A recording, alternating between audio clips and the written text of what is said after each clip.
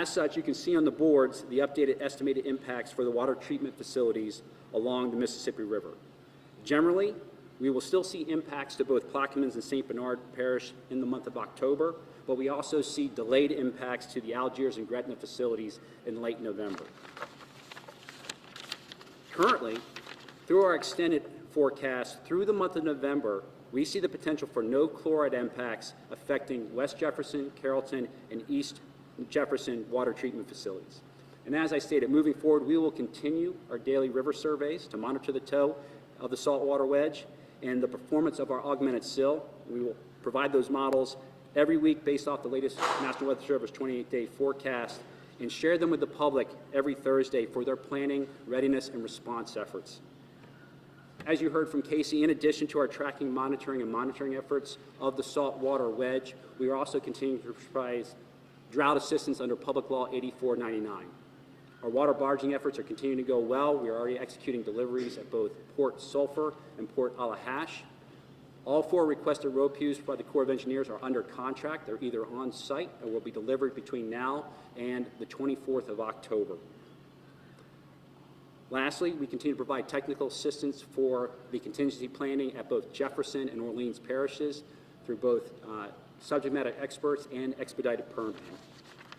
Lastly, I just want to remind everyone that the Corps of Engineers continues to stay here steadfast in support of the state and parishes' response to these efforts, and it's been actually phenomenal to see the response across the board. Thank you very much.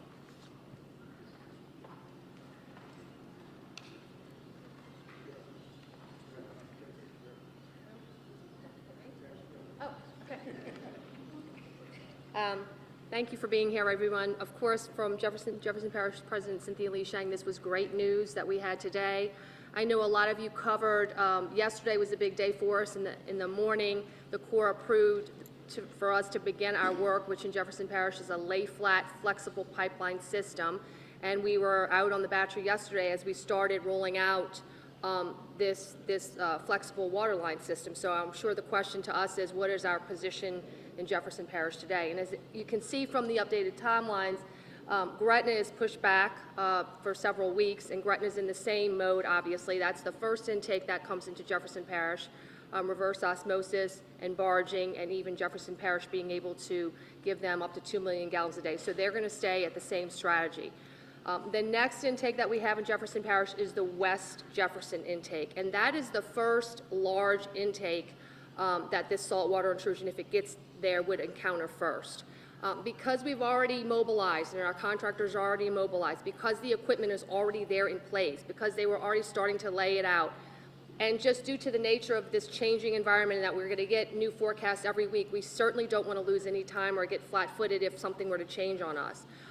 So we're going to continue.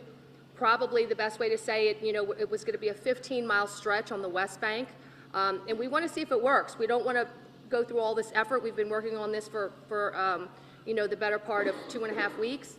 We're already there. Of course, last night on the phone with Mark Drews, and he's our Public Works Director with me here tonight, we were already saying, we got to see if it works. We're already out there. We've staged it.